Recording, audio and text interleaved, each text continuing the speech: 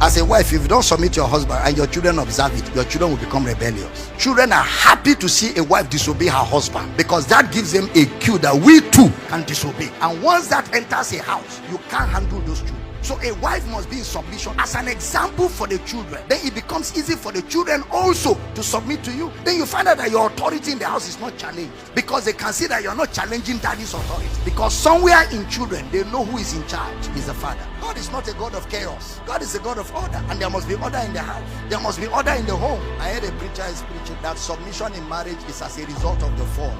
Fall. Wives, submit to your husbands. Even as the church submit to Christ. Church submitting to Christ, is it as a result of the fall? No, that's the divine order of God. God is a God of order. Let things be done decently and in order. That's the order of God for the home. What about a home where the husband is not born again, but the wife became born again before the husband, and the husband is not loving the wife like Christ, and they are beginning to feel like, I wish I knew this before I married. I wouldn't have married this man. What do we do in such a marriage? Stop, calm down. Regret is too late now. Let's look for how to cure the problem. You don't marry, finish. You don't drop 2 children for ground. Then they say, I wish.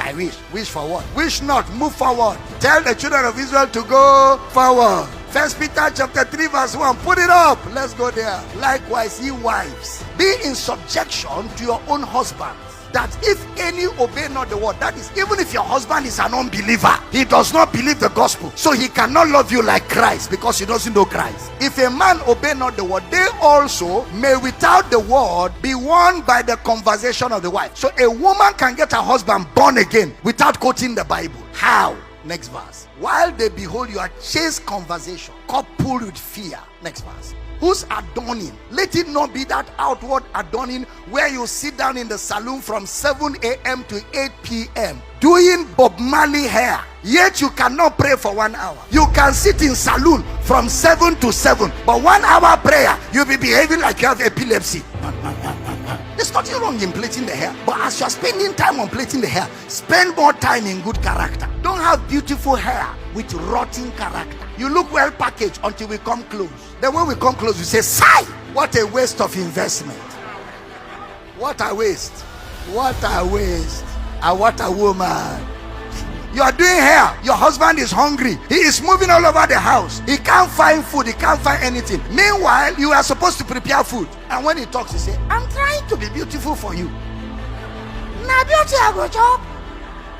But after you give me food and you play your responsibility in the home, if you like, plait your hair till Jesus comes. Same thing with your husband. I've got to make sure I provide. I've got to make sure I give you the support, the love, and I've got to make sure I give you the protection that you deserve. Everybody play your role. And if everybody is busy minding their own role, there'll be no problem. There's only problem when you stop your own and you're pointing to my own. When you're pointing to my own, 4 fingers are pointing to you. How far? What a man. Husbands, honor your wife. Treat her gracefully. Treat her like a weak vessel. She's not a weak vessel. That is, treat her like you would treat something that is fragile. Pamper her. Make her happy. Give her TLC non-stop. Should I stop? I should fire on.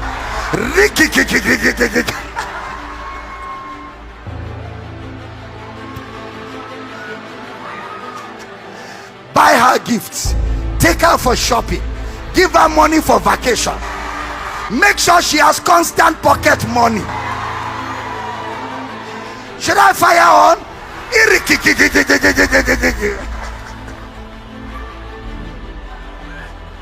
Anytime you see husband and wife quarreling, Satan is sensing something is about to happen. So he brings disharmony to stop anything from happening. So don't be ignorant of the devil's devices. Strive to live in harmony all the time. Strive to stay in love. If there's a misunderstanding, sit there and sort it. Don't go your separate ways with misunderstanding. Always resolve it, and don't let misunderstandings stay too long. Resolve it and get over it. Don't forget you're loving as Christ. Wife, don't forget you are submitting as it is fit in the Lord. So there should be no malice. Of course, there could be times of misunderstanding, but make sure you get over them fast. Have the mind of Christ.